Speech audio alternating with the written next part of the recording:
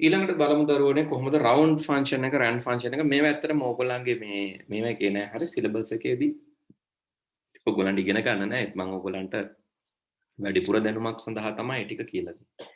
හරි එහෙනම් මම මේවා කටපාඩම් කරන්න අවශ්‍ය වෙන්නේ නැහැ. මෙතනින් එහාට ඔය අපි කතා කරපු ටික ඇරෙන්න මේ if තව තියෙනවා if එකත් මේ අවුරුද්දේදී නෑ. අපි ඒකත් මතක් කරගමු කොහොමද පාවිච්චි කරන්න කියලා. අපිට pass fail වගේ දෙන්න ඕන නම් if පාවිච්චි කරන්න පුළුවන්. ඉතින් ඒකත් කතා කරමු. ඉතින් ඊට අමතරව මේ ටික නම් මේ පල්ලෙහෙන් තියෙන ටික නම් එකක්වත් ඔයගලන්ට නැහැ.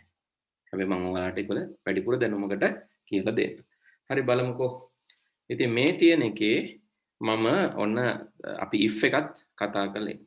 if එකෙන් අපිට ගන්න පුළුවන් උදාහරණයක් විදිහට අපි හිතමු මේ වගේ ලකුණු අපි කියමු ලකුණු 75ට වැඩි කට්ටියට ඒත් ලකුණු අර ඒ තියෙන A පාස් B පාස් එහෙම දෙනවනේ එක එක මට්ටමට නැත්නම් අපි මෙහෙම දෙමුකෝ 75ට වැඩි කට්ටිය very good කියලා කියමු 75 හෝ 75ට වැඩි කට්ටිය ඊළඟට 60 හෝ 60ට වැඩි කට්ටියට good කියලා කියමු ඊළඟට 60ටත් අඩු කට්ටියට අපි කියමු මොකද්ද 60ටත් අඩු කට්ටියට අපි කියමු try again or improve your skills කියලා කියමු හරි එතකොට අපි ඔන්න අවස්ථා තුනක් සලකනවා. මොනවාද අවස්ථා තුන? ඔන්න මම මෙතනින් ලියනවා 70 ලකුණු ගාන 75ට වඩා වැඩි හෝ සමාන නම්. average එක මේ average එක 75ට වැඩි හෝ සමාන නම්. අපි කියනවා very good කියලා. හොඳයි. නෑ. පුතේ mic off කරමු. ඊළඟට 60ට වැඩි හෝ සමාන නම් 60ට වැඩි හෝ සමාන නම් අපි කියනවා good හොඳයි. ඒ වගේම 60ට අඩුයි නම් 60ට අඩුයි නම් අපි කියනවා try නැත්නම් improve yourself කියලා. තව වාගේ දක්ෂතා වැඩි දියුණු කරගන්න කියලා. ඔයගොල්ලන්ගේ report වල එහෙම දෙන්නේ නේද ඉස්කෝලේදී? ඉස්කෝලේදී report වල එහෙම මෙහෙම කියනවා. ලකුණු 75ට වැඩි නම් නැත්නම් පළවෙනියා දෙවෙනියා වගේ නම් ඉතා හොඳයි කියලා කියනවා. ඒ වගේම එහෙම නැත්නම් ටිකක් ඔන්න සාමාන්‍ය මට්ටමේ නම් හොඳයි කියලා කියනවා. ඉතින් ඒ වගේම අඩුයි නම් කියනවා තව උනන්දු විය යුතුයි කියලා. හරි. ඉතින් ඒ වගේ එකක් කොහොමද Excel වලින් දෙන්නේ කියලා තමයි දැන් අපි බලන්න යන්නේ. ඉතින් මුලින්ම අපි very good විතරක් දාලා බලමු. ඒක කරන්න පුළුවන් මෙහෙම කමෙන්ට් කියලා මම අලුත් එකක් ඇඩ් කරන්නම් ඕගොල්ලන්ටත් පුළුවන් ඕගොල්ලන්ගේ ෂීට් එකේ කමෙන්ට් කියන එකක් අලුතෙන් එකතු කරගන්න මේ කමෙන්ට් එකේ මම දෙනවා පුතේ අන්න මේ කමෙන්ට් එකට අපි මේ වගේම දාගමු නේද කමෙන්ට් එකේ මම මුලින්ම කියනවා 75ට වැඩි කට්ටිය if කියලා වරහණක් දාලා මේ average marks එහෙම නැත්නම් G14 නේ average තියෙන්නේ මේ තියෙන්නේ G වල 14 උඩ පැත්තෙන් ගත්තම කොහොමද අපි මේ cell address බලන්නේ කියලා දැන් ඔන්න අපි කීපත් සැරයක්ම කතා කරා උඩින් ගත්තම මේ පැත්තෙන් එනවා G1 ඊළඟට මේ පැත්තෙන් ගත්තම එනවා 14 ඉතින් එහෙම තමයි අපිට cell address එන්නේ G14 මේ G14 ඉතින් දරුවනේ මෙතන මේ G14 කියලා කිව්වම ඒක පෙන්නනවා මෙන්න මෙතන අපේ ෆෝමියුලා බාර් එකෙත් පෙන්නනවා ෆෝමියුලා බාර් එකට අමතරව අපි ඉන්න සෙල් එකේ ඇඩ්‍රස් එක පෙන්නනවා නේම් බොක්ස් එකේ. හරි. ඉතින් අපි කියනවා G14. if G14 විශාලයි නම් හෝ සමානයි නම් 75ට. විශාලයි නම් හෝ සමානයි නම් 75ට. විශාලයි හෝ සමානයි නම් 75ට. එහෙමනම් කමාවක් දාලා අපි කියනවා මොකද්ද කියන්න ඕන? very good. මේක විතරක් අපි දෙමු. මුලින් එකක් විතරක් දීලා බලමු. විශාලයි හෝ සමාන නම් 75ට very good කියලා දීලා ඔන්න මම වරහණ වහනවා. ඊට පස්සේ මම එන්ටර් කරාම ඔන්න පළවෙනි ළමයාට එනවා very good කියලා. මම පල්ලෙහාට ගත්තම දෙවෙනි ළමයාට false මුකුත් නැහැ. තුන්වෙනි ළමයාටත් false. මේ තුන් දෙනාටත් එනවා very good කියලා. හේතුව යාළුවන්ගේ ලකුණු 75ට වැඩිය වැඩි. දැන් අපි දැම්මේ very good කියන එක විතරයි. හැබැයි අපිට අනිත් ඒවාත් දාන්න පුළුවන්. ඒ දානකොට අපි ආයෙත් කියන්න ඕන 75ට වැඩි නම් එහෙම නැත්නම් අපි ආයකම එකක් දාලා if කියලා බලන්න ඕන මේ G14 වැඩිද කියලා සමානද කියලා 60ට වඩා. එහෙමනම් අපිට තව එකක් දෙන්න පුළුවන්. ඒ තමයි good කියන එක. එහෙමත් නැත්නම් අපිට කියන්න පුළුවන් ආයෙත් කමා එකක් දාලා 60ටත් වැඩි නැත්නම් මං කියන improve කියලා. හරි. ඊට පස්සේ අපි වරහන් කීයක් ඇරියද කියලා බලමු. 1යි 2යි එහෙනම් වරහන් දෙකක් අපි වහන්න ඕන.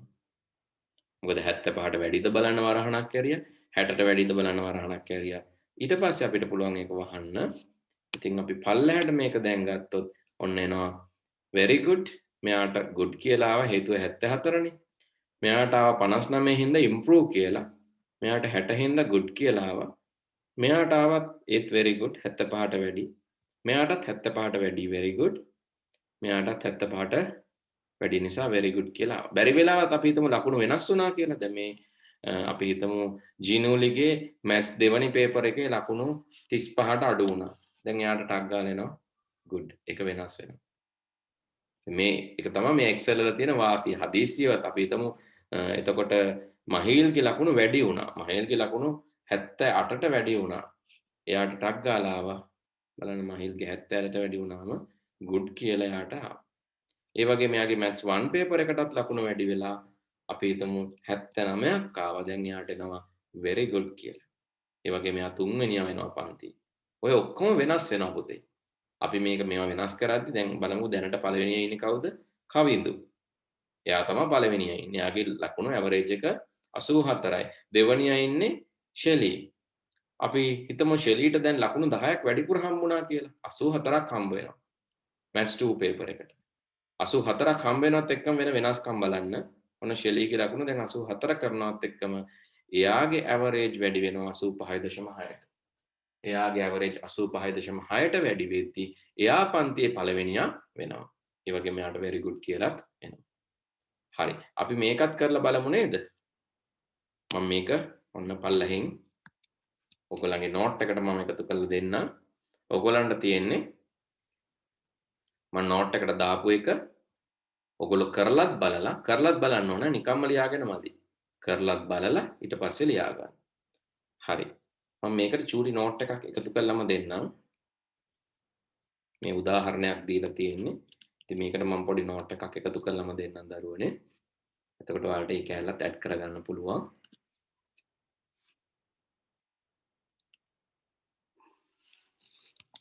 යම් කිසි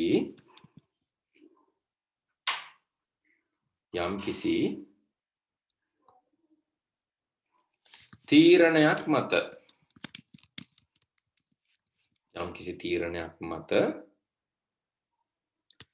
ක්‍රියාවලියක්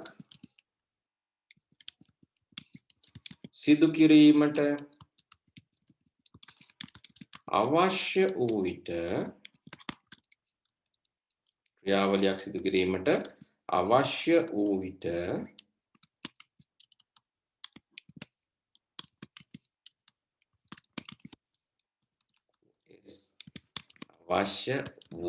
විට යම්කිසි තීරණයක් මත ක්‍රියාවලියක් සිදු කිරීමට අවශ්‍ය වූ විට මෙම ශ්‍රිතය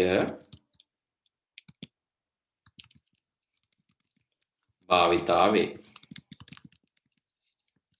උදාහරණ ලෙස සාමාන්‍ය ලකුණු 75ක් හෝ ඊට වැඩි විට ඉතා හොඳයි ලෙසද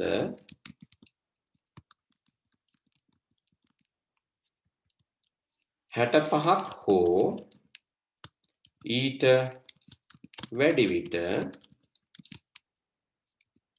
හොඳයි ලෙස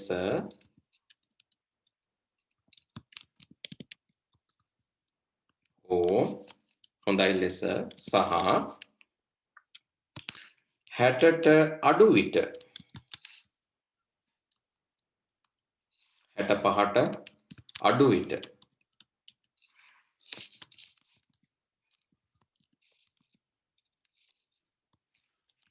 අව උනන්දු විය යුතුයි. තව උනන්දු විය යුතුයි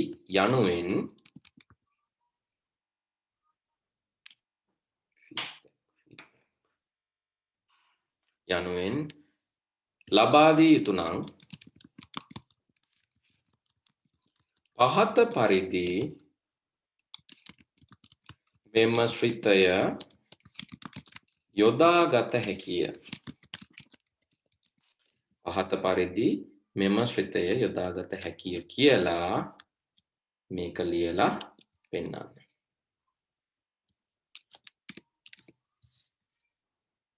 යම් කිසි තීරණයක් මත ක්‍රියාවලියක් සිදු කිරීමට අවශ්‍ය වූ විට මෙම ශ්‍රිතයේ භාවිතාවේ සාමාන්‍ය ලකුණු 75 ඊට වැඩි නම් හොඳයි, 65 ඊට වැඩි නම් හොඳයි, 65ට අඩු විට තව උනන්දු විය යුතුයි.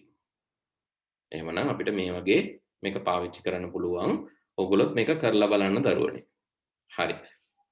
ඉක්මනින් ලියා ගන්නකො. අද මං හිතන්නේ අපිට කාලයත් එක්ක කරන්න පුළුවන් මෙච්චරයි. හැබැයි මේකත් ඉක්මනින් ලියාගෙන අපි කරලා බලමු. හරි. ඉතින් එතකොට මේ if කියන්නේ වැදගත්ම ශ්‍රිතයක්. හරි. මොකද ගොඩාක් වෙලාවට අපිට ඕන වෙනවා. ඉතින් ඊළඟට මේ rand round len ඒවා නම් පුංචි ඒවා. ඒවෙන් ලොකු දේවල් කරන්න බෑ. අනිත් ඒවට උදව් කරගන්න අපි පාවිච්චි කරගන්නවා. උදාහරණයක් විදිහට දැන් ඔන්න බලන්න මම මෙන්න මේ අපේ ටීචර් ඩොකියුමන්ට් එකේ තියෙනවා ලොටරි එකක්. මේ ලොටරි එකක ඉතින් මම මේකේ මේවා ටික අරගෙන තියෙන්නේ. මේ බලන්න equal rand එකෙන් එන්නේ පුතේ මෙහෙම. equal rand එකෙන් එනවා බිඳුවත් එකත් අතර සංඛ්‍යාවක්. හරි. එතකොට අපි ඒක රැන්ඩම් එකක්. equal random. අපි දන්නේ නැහැ කීයක් එයිද කියලා. ඒ වෙලාවේ හැටියට එනවා කීයක් හරි. බිඳුවත් එකත් අතර සංඛ්‍යාවක්. ඒක නැවත නැවත වෙනස් වෙනවා. හරි. බිඳුවත් එකත් අතර. වර්ඩ් එකේ රැන්ඩ් කියලා ගහම එන්නේ. ඔව් ඒක රැන්ඩම් පැරග්‍රාෆ් එකක්. එන්නේ වර්ඩ් එකේ රැන්ඩ් කියලා ගහම රැන්ඩම් පැරග්‍රාෆ් එකක්. ඉතින් මේ බිඳුවත් එකත් අතර සංඛ්‍යාව 10න් වැඩි කරාම මට එනවා එකත් 10ත් අතර සංඛ්‍යාවක්. බලන්නකෝ බිඳුවත් එකත් අතර එක මම 10න් වැඩි කරොත් එකත් 10ත් අතර සංඛ්‍යාවක්. මේක මම 10න් වැඩි කරොත් එකත් 10ත් අතර සංඛ්‍යාවක්. මේක මම 10න් වැඩි කරොත් එකත් 10ත් අතර සංඛ්‍යාවක්. 100න් වැඩි කරොත් එකත් 99ත් අතර සංඛ්‍යාවක්. හරි. 100න් වැඩි කරොත් මේ බලන්න වෙනස් කරනකොට එකත් 99ත් අතර සංඛ්‍යාවක් එනවා. 100න් වැඩි කරොත්. එතකොට 10න් වැඩි කරොත් එකත් 10ත් අතර 100න් වැඩි කරොත් එකත් කීයද? එකත් 100ත් අතර සංඛ්‍යාවක් වෙනවා. ඉතින් ඒ විදිහට අපිට එන හින්දා අපිට පුංචි වැඩක් කරන්න පුළුවන්. දැන් මම මේක 100න් වැඩි කරලා නිකන් ඉන්නේ නැහැ. මම මේක වට යනවා, රවුන්ඩ් කරනවා. රවුන්ඩ් කරනවා දශම ස්ථාන නැති වෙන්න. ඒක කරන්නේ මෙහෙම රවුන්ඩ් කරනවා 0 වලට.